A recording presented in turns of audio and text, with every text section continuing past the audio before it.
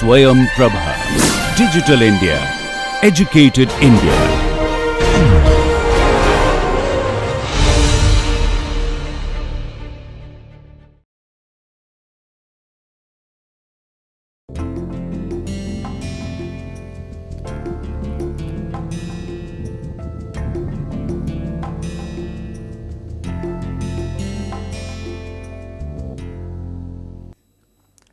So, today we will continue to discuss some of the abstractions from the precipitation. As we have seen, we can also call them as loss, because these are the amounts which are taken out of the precipitation and the rest goes to runoff. So, if you are interested in runoff, then these parts act as losses. We have looked at evaporation and how to measure it, how to estimate it using some empirical or theoretical equations. Today we will look at transpiration, combine it with evaporation, and we will look at evapotranspiration, and we will also look at the infiltration. So, let us start with the evapotranspiration.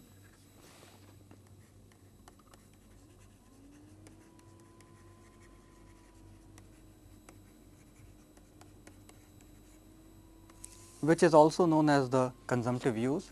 So, it is the sum of evaporation and transpiration, evaporation from the land surface, transpiration from the plants, and we can again, as we had in evaporation, we can have evapotranspiration estimated by measurements, or we can use some empirical equations, and we may have some theoretical equations. So, in measurements, evapotranspiration is typically measured by using water balance, measuring other components, and then estimating the evapotranspiration. There is an instrument which is known as a lysimeter,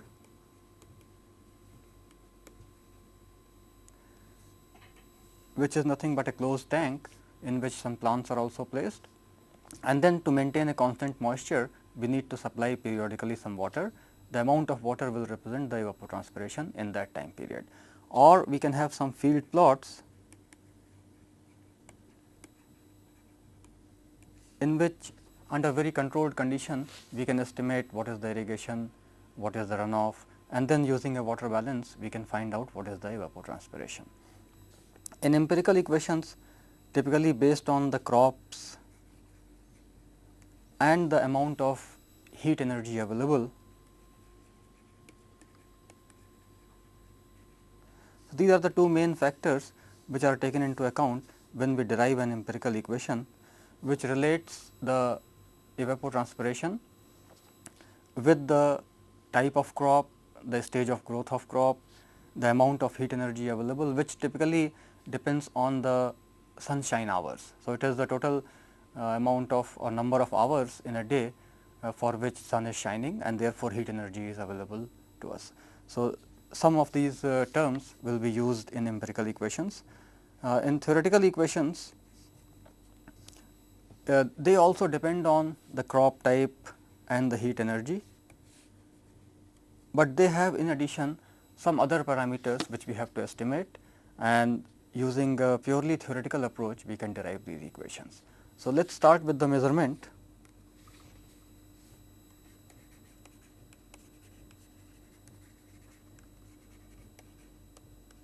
Measurement of evapotranspiration.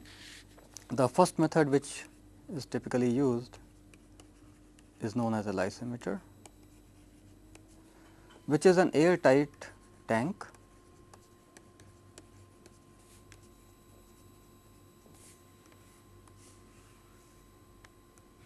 filled with soil and some plants, and this will be placed in the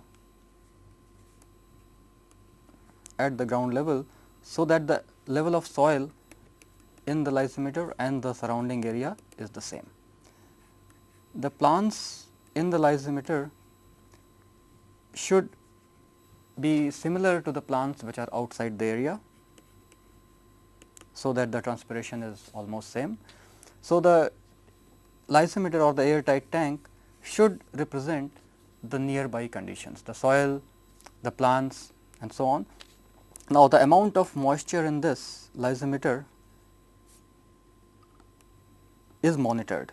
So, moisture content is monitored, and periodically we add water to maintain the soil at a constant moisture, and the amount of water which is added represents the evapotranspiration. There are some precautions which we have to take. First thing is, of course, it should be accurately represent the surrounding area. So, accurate representation of the surrounding soils is a requirement. The plants should be similar, the soil should be similar. It's naturally it's expensive to install and monitor. So, typically it's not used very often, but if we are interested in high accuracy results and we are not concerned too much about money, we can install lysimeters in the field and measure the amount of evapotranspiration from that. The time consuming, of course, because we have to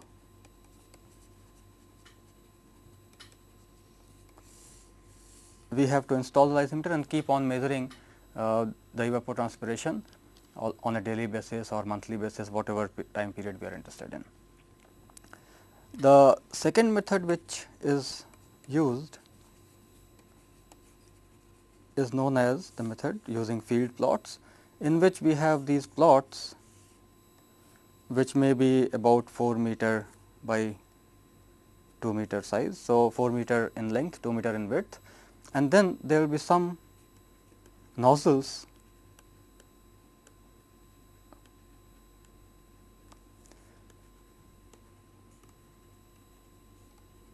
which will put water on this field plot. Then there will be some runoff which will be measured. The amount of water which is infiltrated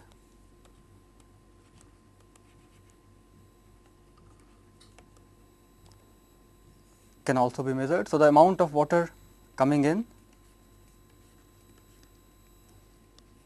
then there will be some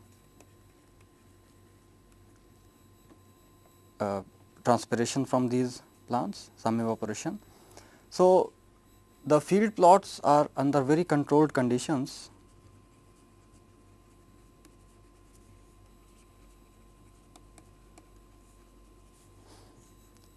And if we measure the other quantities, then we can estimate the evapotranspiration E t as P, which is the precipitation,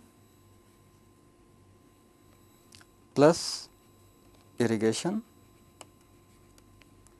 So, if we know the amount of rainfall, and these nozzles, if we are doing it in the lab, we can do it like this, or if we are in the field, we can measure the actual precipitation and the irrigation rate. So, there is some irrigation water applied to this plot.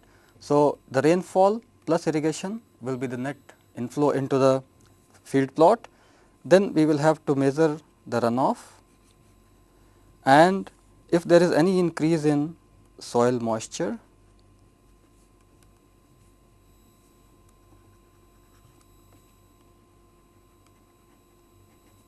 so this increase in soil moisture is typically measured below this level. So, the amount of evapotranspiration can be obtained by water balance, such that if we know the precipitation, which we will typically know by using rain gauges, applied irrigation water, that we will also know, runoff we will have to measure, and then increase in soil moisture also we will have to measure, and using this water budget we would get the evapotranspiration. There is one more component which is typically used in this equation, as I have shown this infiltration, or we can say that this is the water loss to groundwater or groundwater recharge. So, out of this infiltration, part of it will be retained in the soil, that will increase the soil moisture, part of it will go down and recharge the groundwater. This part typically is very difficult to estimate, and that is why I have not shown it here. typically what we try to do is maintain the soil below the plot at the field capacity or below the field capacity, so that groundwater recharge is minimized, and therefore, typically we will ignore this and use only these terms, precipitation, irrigation, runoff and soil moisture, which can be measured easily and evapotranspiration can be estimated. So, using these two methods, the either lysimeter or a field plot, we can estimate the evapotranspiration by measurement. Then measurement typically are not either very easy, or they are time consuming, or they are expensive. So, generally people have gone for empirical equations in which they have studied over a certain area the amount of evapotranspiration and tried to correlate it with the factors on which it depends, for example, the crop, type of crop, the growth of crop and the sunshine hours. So, we will look at these empirical equations, and the two empirical equations which we will look at here, although there are various other equations also, but the one which are commonly used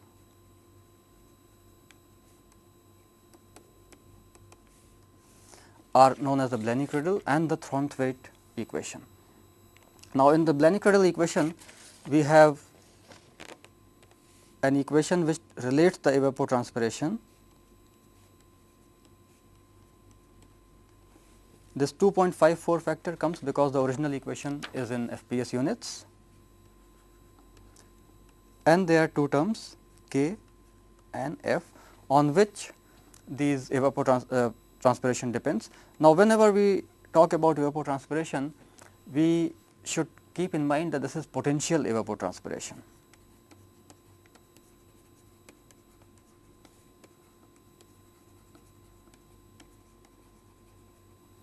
Which is typically denoted by PET. The actual evapotranspiration will typically be less than this, depending on what is the amount of soil moisture available. So, this equation relates ET with 2.54. As I said, this is originally it was in inches per day, and then it was converted to centimeter. This is either per day or whatever time period. So, I will write per unit time period. Typically, a month is taken. So, this time period would be in a month. In the original equation, this 2.54, as I said, was not there, but ET was Kf in inches. Now, K is a factor which is a function of type of crop. For example, for rice, K may be around 1.1, and if you have wheat, it would be typically about 0.65. For natural vegetation, it varies over a wide range, 0.8 to 1.3, depending on the density of the vegetation. So, this factor K can be obtained from the type of crop grown in that area or the vegetation which is growing in that area. F is a factor which is known as monthly consumptive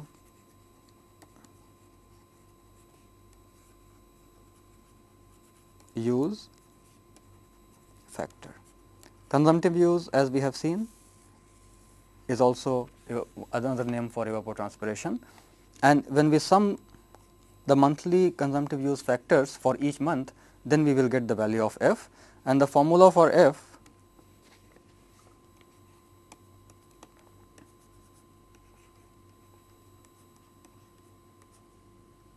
is given as summation of pH Tf bar over 100. This 100 is there because pH is a percent. So, this pH by 100 is a fraction. The definition of these terms is pH is the monthly percent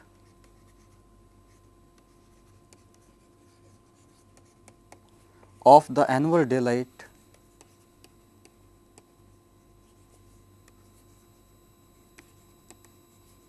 hours. Daylight hours, or sometimes we call them sunshine hours, is the amount of daylight available in, let us say, a particular day or a particular month, or annual means in the total, in the whole year.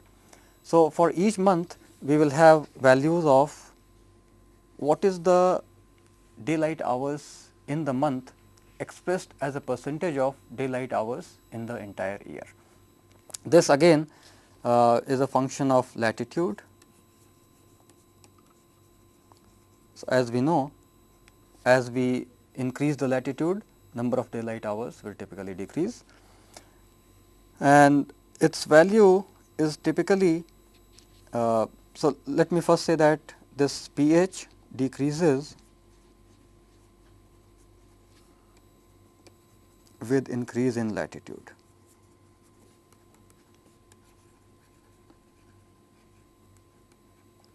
So, typically at 0 degree we will have a higher value, and at let us say 40 degree north or 50 degree north we will have a lower value, and the range of F is about 6 to 10. So, in a particular month, it also depends on the month.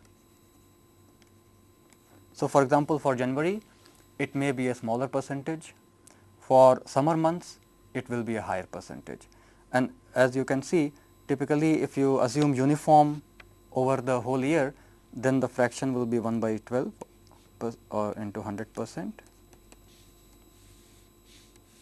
So, 8.33%, that would be if the sunshine hours are uniformly distributed throughout the year, then each month will have about 8% of the annual sunshine hours. But since sunshine hours vary with month, some months will have a smaller value than 8, some will have a larger value than 8. So, typically it will vary from 6 to 10 depending on the latitude and the month. Summer it will be higher, latitude 0 degree latitude this will be higher. So, this fraction pH, and then we have this T f bar. So, multiplication of pH and T f bar is the is summed up over the entire month or over all the months, then we get F. T f is the mean monthly temperature, and it was used in degree Fahrenheit in the original equation. So, we will keep that degree Fahrenheit. So, using the mean monthly temperatures for each month and the percentage pH, we can find out this factor F, and then using the Blanik-Rudel equation we can find out the evapotranspiration. Of course, this K has to be estimated based on the crop type, and F we get from the formula. So, this gives us an empirical method for finding out the evapotranspiration. Thornton equation is a similar equation where we have an equation like this: 1.6 L A 10 T bar over I T to the power A. So, this also has similar kind of form with lot of these factors. L A is an index for number of daylight hours.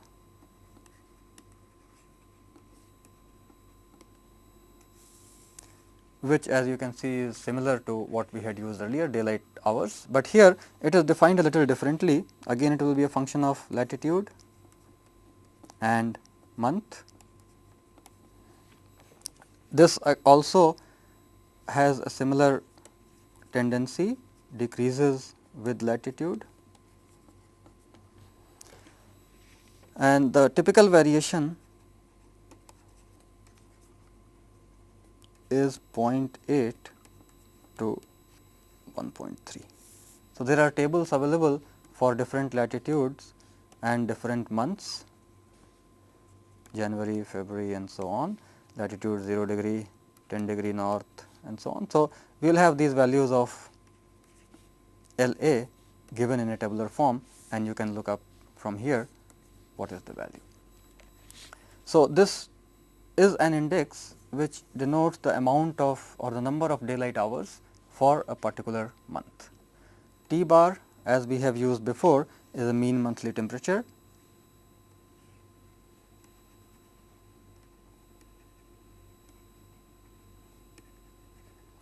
But now we use degree Celsius rather than degree Fahrenheit. The other term IT is an heat index,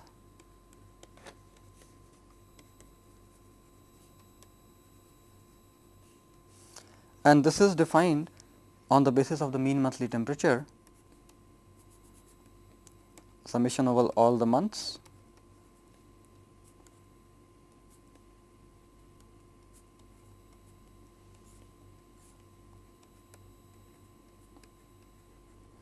T bar again is the mean monthly temperature for the month I. So, I will go from 1 to 12 for the entire year. So, IT is an index which really is called the heat index, which tells you how many daylight hours or how much will be the temperature, mean temperature for each month summed up for the whole year. There is a factor A, which is again an empirical index, or we can say an exponent,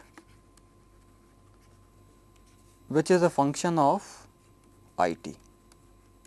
It has been found that A can be given as a constant about 0.49 plus a cubic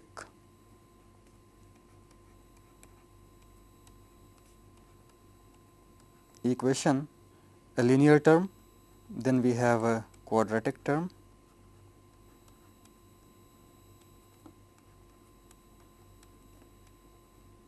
and then we have a cubic term.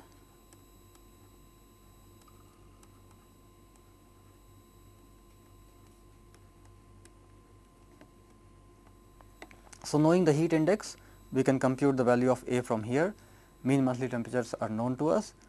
L A can be looked up from the table, and this will give us the potential evapotranspiration using the Thornthwaite equation. The empirical equations are good, but they are valid over a particular area, and to apply them to some other area, we have to be careful. We have to look at these factors and take a different value maybe for a different area. So, that is why equations which are based a little more on theory are preferred, and one of the theoretical equations which is commonly used is known as the Penman's equation.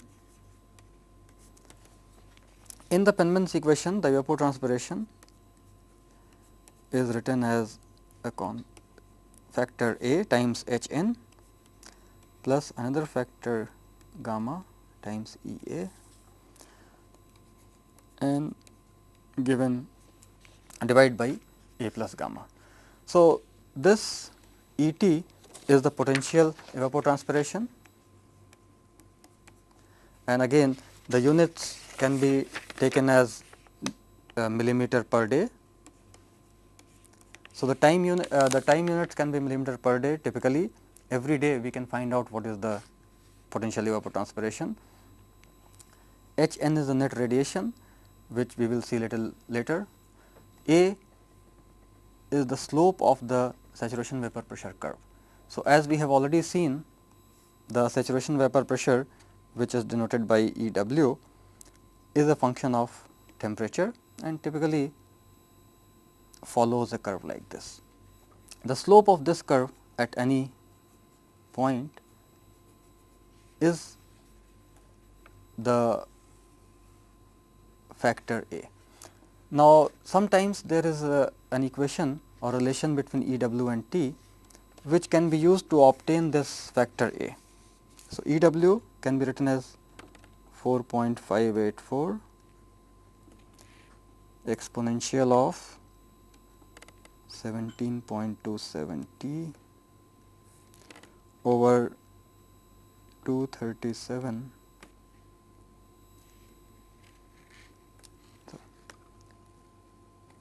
273.3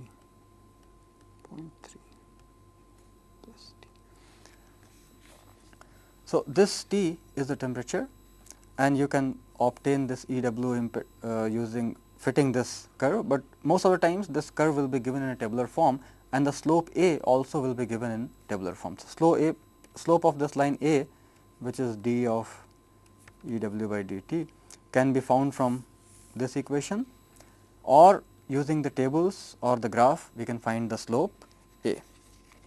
So, I will write it here. A is the slope of saturation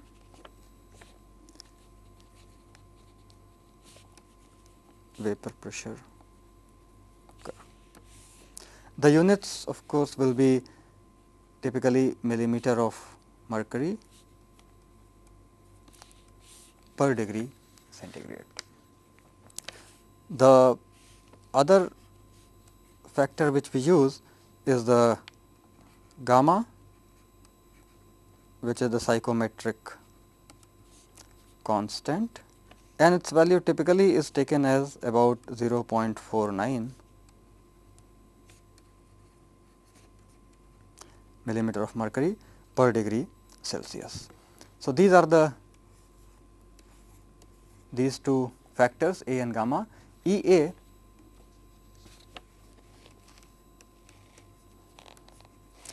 is a function of wind speed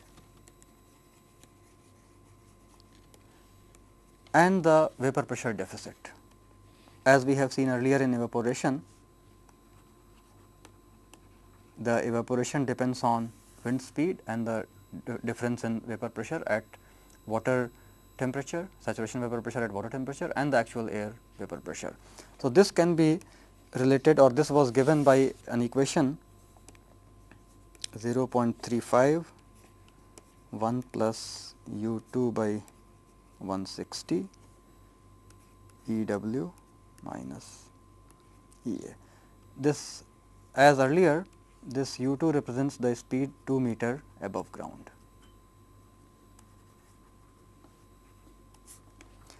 E W and E A we have already discussed. These are the saturation vapor pressure at water temperature, actual vapor pressure in the air. So, this is the vapor pressure deficit. This is wind speed factor, which represents the amount or the speed with which we carry the saturation or the saturated air vapor away from the water body. So, this is the EA is the evaporation which is related with wind speed and the vapor pressure deficit. The important term here in the Penman's equation is Hn.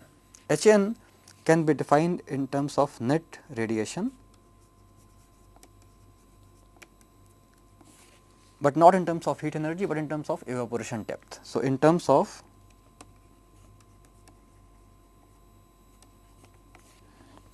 there will be some millimeter we can use for depth units.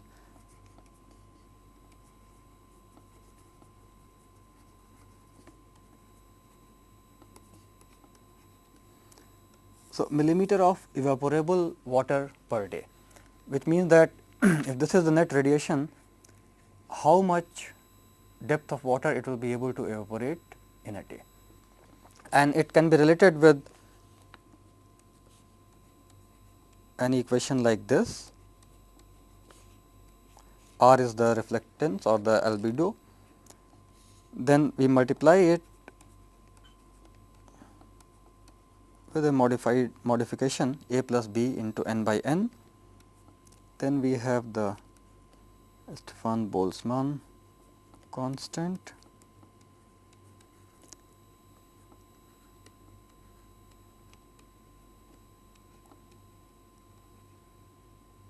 the square root of E A, which is the vapor pressure in the air, and then we multiply this by another modifying factor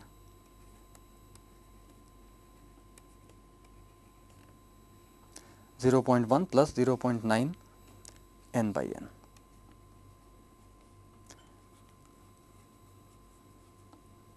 R, as we have seen, is the reflectance or the albedo, and the value for R is given for different materials. For example, for water, R is typically about 0.05. For land, it may vary depending on the land use, but typically about 0.25, and if you have, let us say, snow, it will have a very high reflectance, and a value as high as 0.5 can be typically used. This sigma term represents the Stefan Boltzmann constant,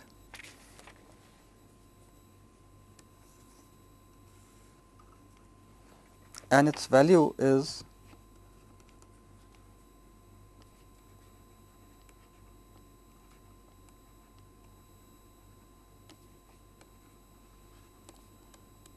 given as around 2 times 10 to power minus 9.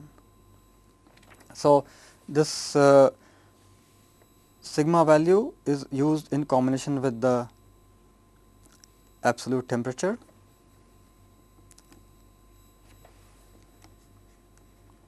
and as we know, it is T A to the power 4.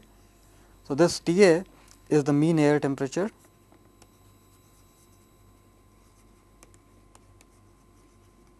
in degree Kelvin.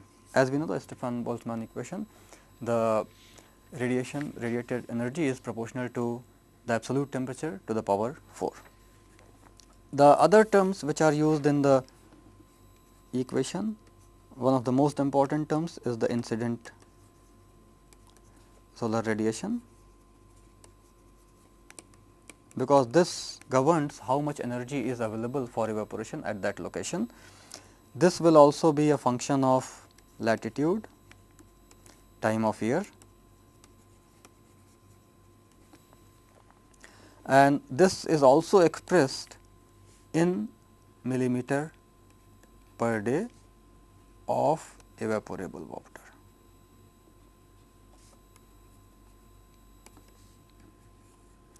So, the amount of heat energy available, how much depth of evaporation it will cause in millimeter per day, that is H A.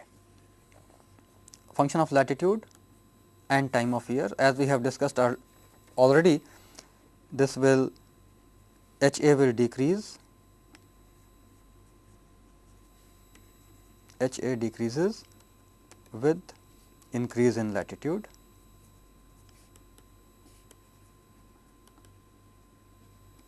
So, at 0 degree it will have a higher value, then 10 degree north, 20 degree north it will have a lower value. Similarly, time of year, in summer H A will be higher, and winter it will be lower.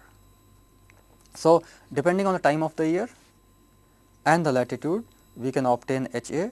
Typically, it will be given in a tabular form, and similar to what we have seen earlier, we have latitude, month, and we will have H A values given in a table like this. So, we can get the H A value from there. There are some constants used in this equation, for example, A, B, N and capital N. These are some constants which have been defined by Penman's equation. A is a function of latitude and typically given by about 0.29 cosine of phi, where phi is the latitude. B is generally taken as a constant and around 0.5 or 5.2 is the value. N is the actual sunshine hours.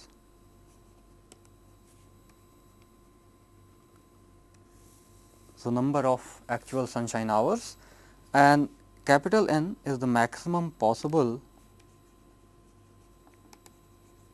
sunshine hours. So, N is number of sunshine hours actually occurring at that time, and N is maximum possible for that period number of sunshine hours. N, of course, maximum possible sunshine hours is again a function of latitude and the time,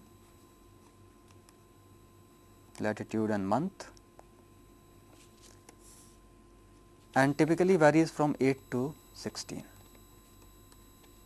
For example, if you have winter months at high latitudes, number of daylight hours may be as low as 8.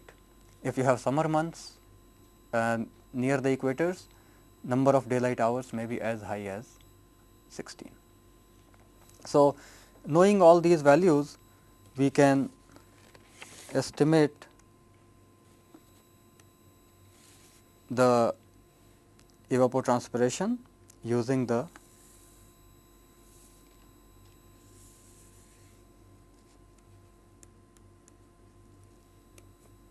Penman's equation, Hn,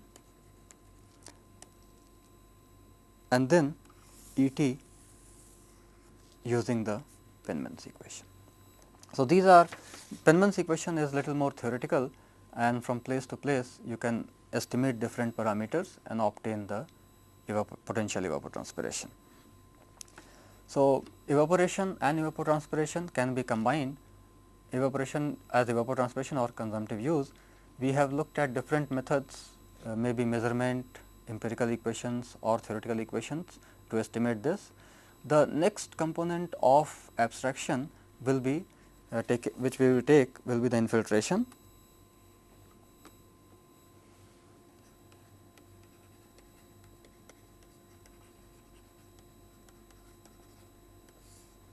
Which is the component which is going below the surface of the earth, and the amount of infiltration which goes or which infiltrates into the soil will be taken out of the precipitation, evapotranspiration will be taken out of the precipitation, and the rest we can say will go as runoff, but after satisfying some initial abstraction which is depression storage and some interception. So, infiltration measurement and its estimation using some empirical or semi theoretical equations will be our next topic. So, in infiltration, as we have seen, when precipitation occurs, part of it will run off, part of it will infiltrate. So, this infiltrated water will either stay in the top soil layer here, or it will go deeper and recharge the groundwater as deep percolation. So, when infiltration occurs, if you look at the soil moisture, suppose there is some initial moisture content in the soil theta I. So, what we are plotting is theta axis and depth below the ground level. So, initially let us say we have a constant value of the moisture content theta I. As water falls on this surface, it would increase the moisture level near the surface. So, we will have a zone which we can call saturation zone, in which the soil will be more or less saturated. We can say that the entire porosity may be filled with water. So, if porosity is plotted here, then the entire soil here is more or less saturated with water. Then there will be some unsaturated zone here, and there will be a sudden drop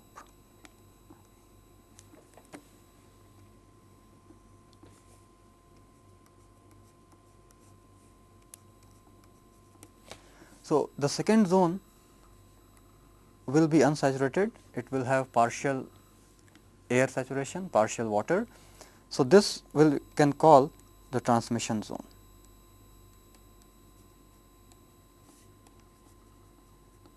So, water is being transmitted or infiltrated, and partial filled with air, the voids are partially filled with air and partially with water.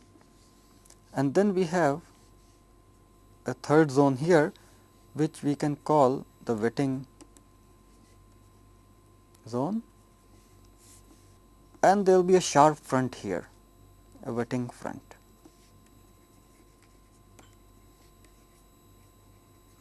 So, below this level the soil will be existing at its previous or original moisture content. So, there is really no effect of the precipitation felt beyond the wetting zone or this wetting front. Wetting front is a very sharp change in the moisture content, and beyond that the effect of precipitation is not felt. So, this is the mechanism of infiltration, or this is the variation of the soil moisture below the ground surface.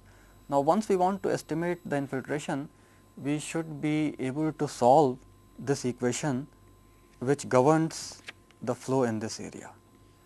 But this is a very complicated equation, because water is not filled, or all the voids are not filled with water, there is some air also. So, the conductivity of this material depends on what is the saturation. So, we call it unsaturated flow, where the conductivity is a function of the moisture content, and the equations are highly nonlinear and therefore difficult to solve. So, we can use some measurements, or we can use some semi theoretical equations to estimate the infiltration.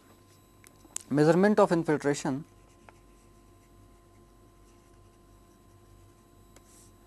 is typically done by instruments which are known as infiltrometers. For example, we can have the ground surface and we can put a ring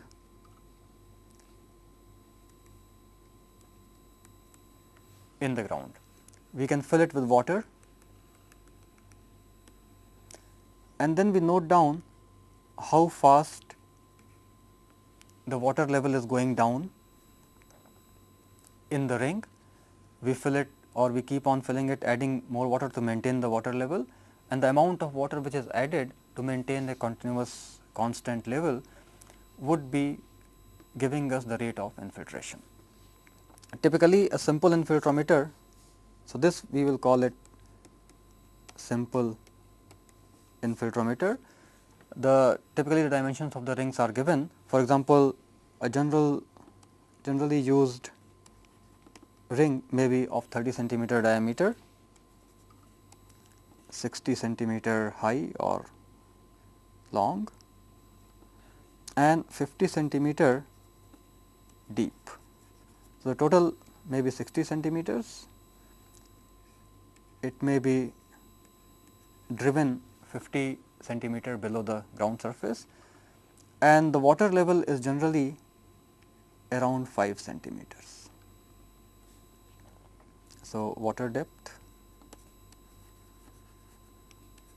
around 5 centimeters. So, using these standard sizes, we can fill it with water and note down how much water is to be added to maintain this water level. The problem with this ring is that near the edges the flow is not vertical. So, the area of the ring will not represent the area of the flow typically because of this behavior. So, there is a modification in the simple infiltrometer, and sometimes we use what is known as double ring infiltrometers.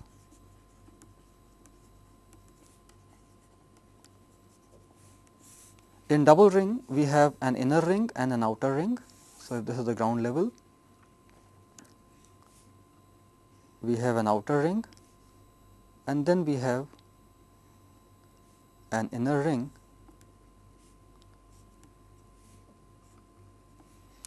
in which we will maintain a level, we will add more water to maintain a continuous constant water level here, and the amount of water added will denote the infiltration. But here, because of the presence of the outer ring, the flow will be nearly one directional or one dimensional in the entire area, and therefore, this will give us a better measure of the amount of infiltration which is taking place. So, these infiltrometers, either simple or double ring, can be used to estimate the infiltration. The one major objection with these infiltrometers is that they do not simulate the impact of rain. So, in field, if you have, let us say, this ground level, there are raindrops falling on the ground surface, and because of the impact of these raindrops, the soil gets disturbed. Some of the fine particles, they may get washed away and get deposited into the pores, bigger pores, and that affects the infiltration. The other objection with the infiltrometer is that when we are driving them in the ground, it will disturb the nearby soil, and therefore, the amount of infiltration which we get may not represent actual infiltration. So, these two objections, one is the impact of raindrop is not simulated, the other is that when we are driving these inside the ground, the soil nearby area gets affected, and therefore, it does not represent undisturbed conditions. Therefore, there is another method which is commonly used, although little more expensive, is known as the rainfall simulator.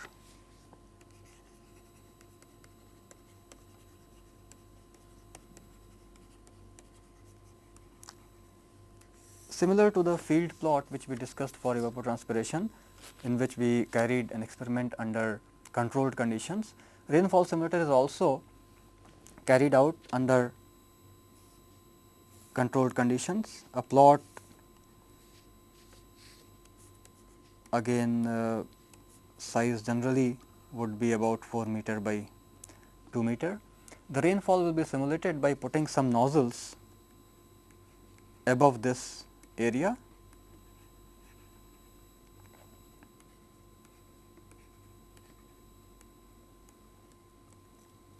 so as we saw in evaporation experiment also, we can do similar setup with put some plants here and measure the evapotranspiration, but here our interest is measuring the runoff. So, from this plot there will be some runoff,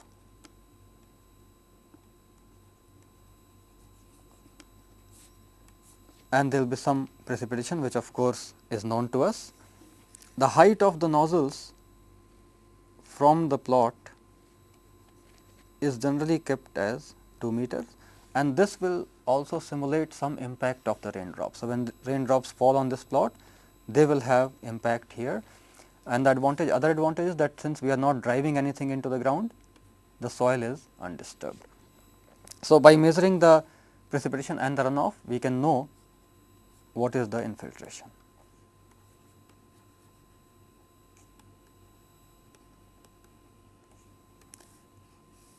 So, this rainfall simulator takes care of the objections of the simple or double ring infiltrometer, that the raindrop impact is not simulated in the first case and the soil was disturbed. So, both those are avoided in the rainfall simulator. So, this is preferred over the infiltrometer, but of course, this is more expensive.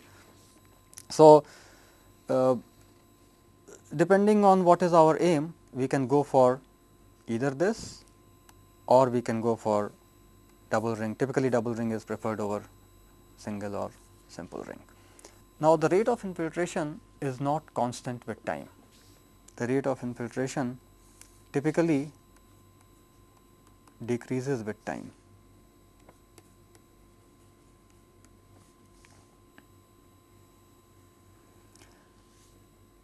And there are various reasons for this. For example, because of raindrop impact, the soil may get compacted, the pores may get filled with fine material, therefore, the infiltration rate will decrease.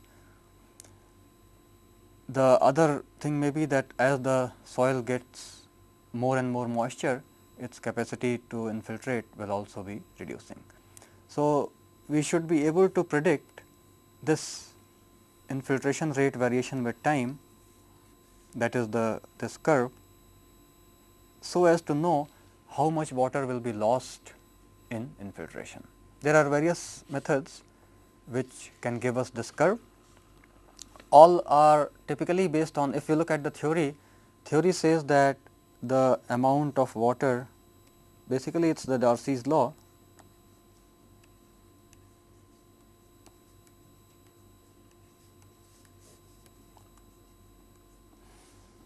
and if we write it for a soil, we know that here we have ground level, here we have the groundwater table. So, the soil in this area is unsaturated.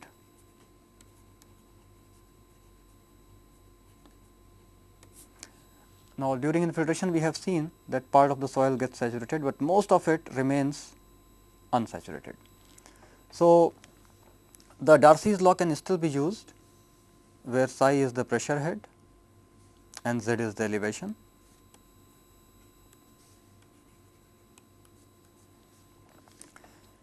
But the only problem is now that is k, instead of being a constant, the conductivity was constant when the soil was saturated, is now a function of the pressure head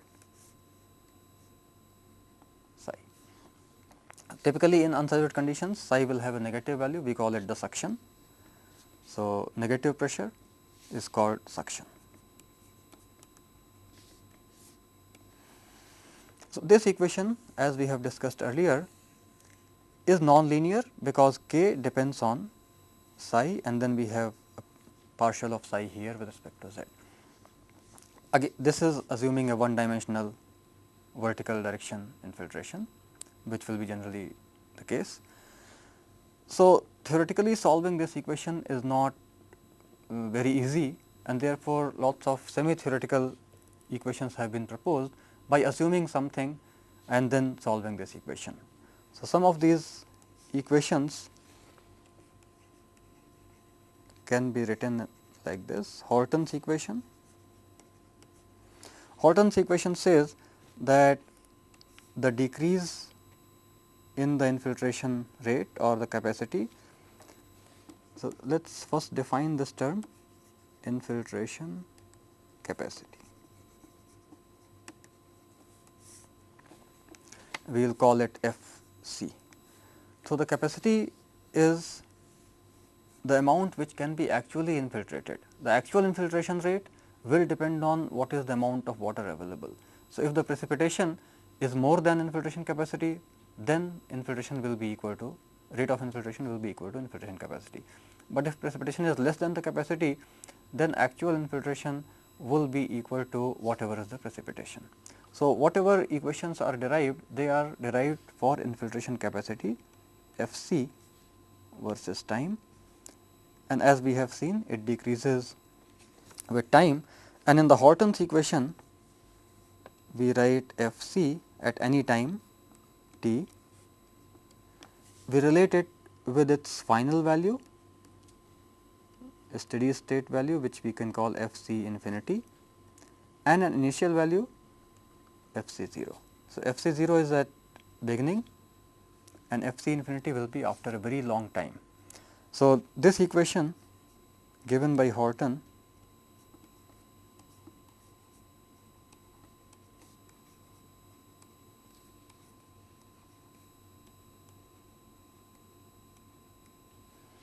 is an exponential equation where steady state value is this, initial value is this, K f is a constant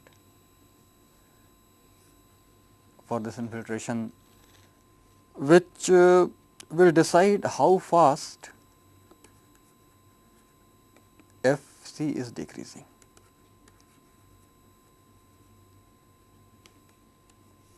So, if large K f, then F c is decreasing very fast, if it is small, then it is decreasing slowly. So, that will be a function of the soil type. There could be other equations. For example, there is an equation which is known as Phillips equation, which also relates the variation of f with time and is given as f c equal to f c infinity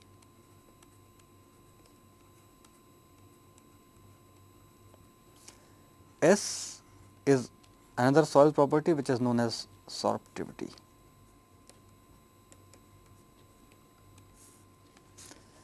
F c infinity is generally taken as equal to K, which is the saturated hydraulic conductivity.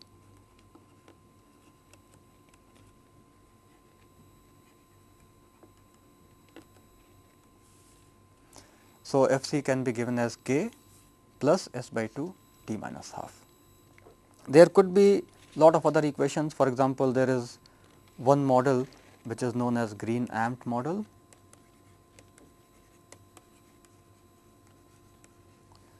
which assumes a plug flow. So, the moisture profile below the ground, instead of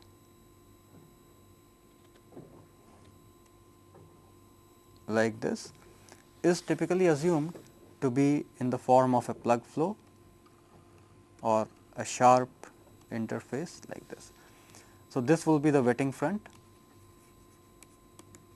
idealized wetting front, because we are approximating the actual moisture profile by a sharp front, and the length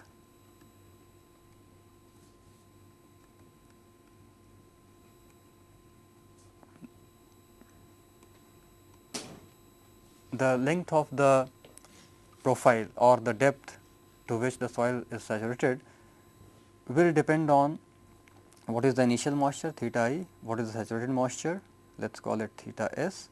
So, difference of theta S and theta I, the delta theta into L. So, L delta theta should be equal to whatever is the infiltration rate, let us call it F delta T. So, this will give us the depth of penetration of the moisture front, but we will not discuss these models here. Horton's or Phillips model typically will be sufficient for our purpose. The only problem is that the parameters are difficult to estimate. For example, in Horton's we need to estimate 1, 2 and 3. So, these 3 parameters need to be estimated. Similarly, in Phillips also sorptivity, hydraulic conductivity have to be estimated, and estimation of these may not be very easy. So, a number of times some simplifying assumptions have been made. One of the assumptions uses infiltration indices,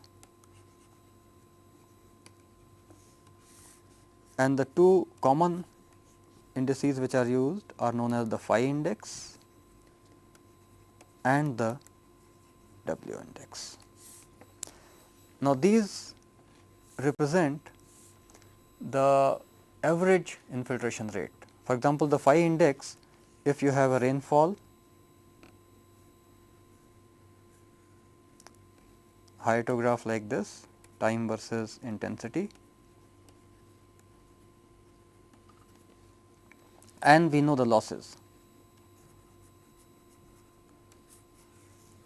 Then we draw a line here in such a way that this volume is equal to the losses. Then this line will be known as the phi index, the value will be known as the phi index, and the effective rain, this will be the effective rain.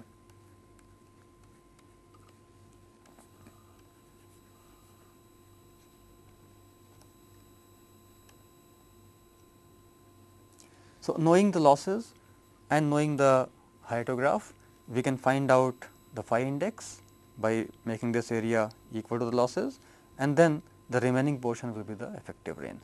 And similarly, we define a W index, which is also based on the precipitation, runoff and the initial abstraction, and we divide it by an effective period, which is rainfall excess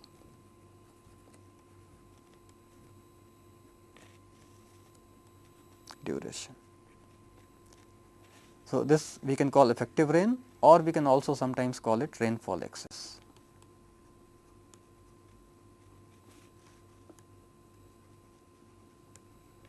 Which represents the amount of rainfall which causes runoff in this case. So, these two indices phi and W indices have been commonly used to represent the infiltration. So, in today's lecture we have looked at evapotranspiration and infiltration, various techniques for measuring them, some empirical, theoretical or semi-theoretical equations to estimate them. So, this finishes the abstraction part. So, we have looked at all the three or other initial losses also. So, we have looked at initial losses, which consist of the depression storage and the interception loss. Then we have looked at evaporation, evapotranspiration and infiltration, various methods of estimating or measuring them.